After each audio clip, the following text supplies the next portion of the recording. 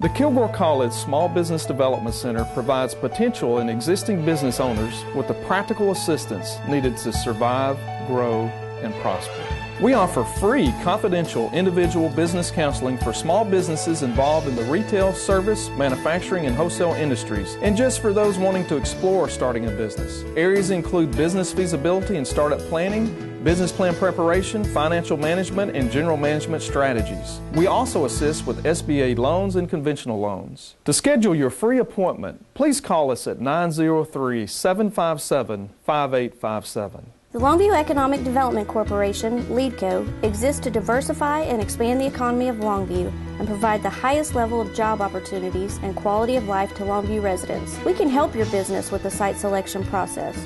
Our trained, professional staff has extensive experience assisting businesses find suitable sites and buildings to meet the needs of their growing establishments and their customers. These expansions stimulate our economy with new investment and new jobs. For more information about LEADCO and what we do for Longview, please visit us on the web at longviewusa.com.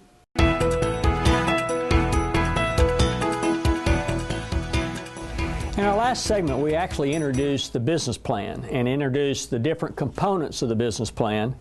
And now in this segment, we're going to go through each individual one, and I'm going to highlight those particular things that you should have in each one of these categories. Now, these are by no means everything that you should have, but they are the key components of each area of a business plan. So let's start with the executive summary. The executive summary always starts with what is called a mission statement. And a mission statement really is, why are you in business? What are you going to provide? What is your purpose of the business? Are you providing comfort? Are you providing a particular product for people to do certain things? Why are you in business? Why do you exist?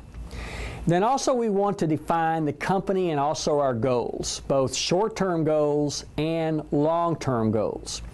I've seen business plans that actually have been written that some span 100 years. Some people and some companies actually say, what do I think I'm going to look like 100 years from today? Where do I want to be? Where do I anticipate us being in 100 years? Most companies, when they do a business plan, will do a 1, a 3, and a 5-year plan. So they'll look 5 years down the road to see where technology is going and where they may be within the next 5 years.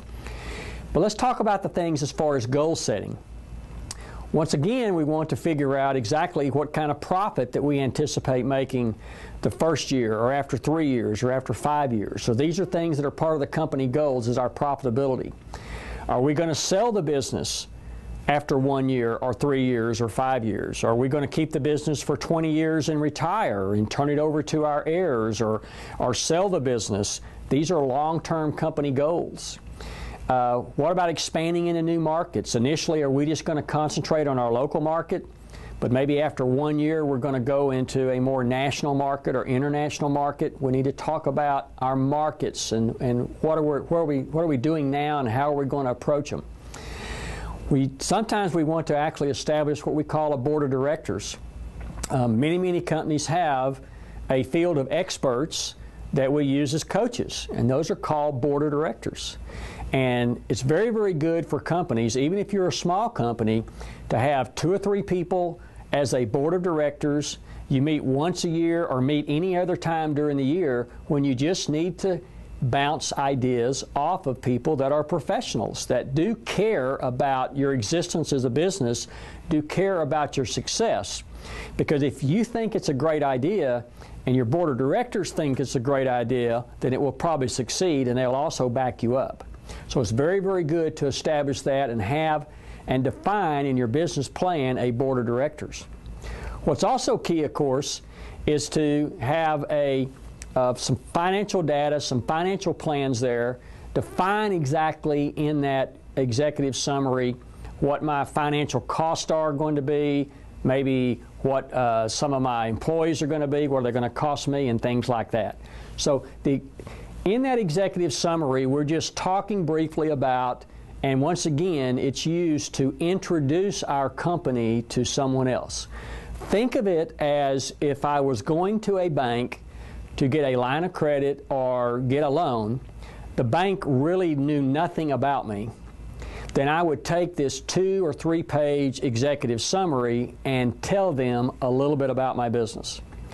This is where I came from, this is who I am, this is my company, this is my products, this is how we go to market, this is about some of my profitability, and this is my future, this is how I anticipate moving forward.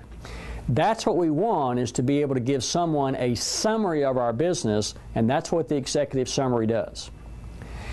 The second part of the business plan has to do with the financial plan. And one thing that we want to have inside our business plan, of course, is a current profit and loss statement, a current balance sheet. Typically, whenever we develop the financial plan, one thing that we want to do is separate our profit and loss statements into profit centers. Many companies do not do that. They just have one profit and loss statement for their entire company. But in a business plan, we want to really anticipate where the profit is coming from. You may sell 5 different products, but if you consolidate all the products or services on one profit and loss statement, you don't know where your money's coming from. Who's making a profit, who's losing money. So by separating those out, we know which products are viable for our marketplace and which ones are not.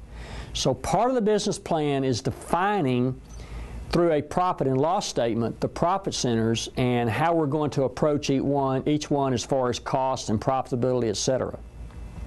We also want to look very closely with what we call direct labor, and that's the amount of labor that's actually used in the production of that particular product or in the production of service. Direct labor versus indirect labor, which typically is office staff or perhaps retail staff or something like that. We want to look at that relationship between those two. How many people are outside versus how many people are inside? That would be reflected in the business plan. We also want to look at what is called unapplied labor, particularly if you're running a service business. How much of the time spent out in the field is productive, how much is not. So we're looking at productive labor versus unproductive labor.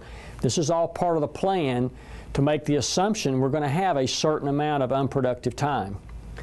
We also want to look, and I think one of the key things on the financial plan has to do with cash flow.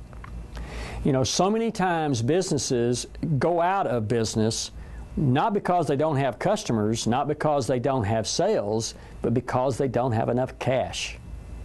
So many businesses run out of cash before they get done what needs to be done.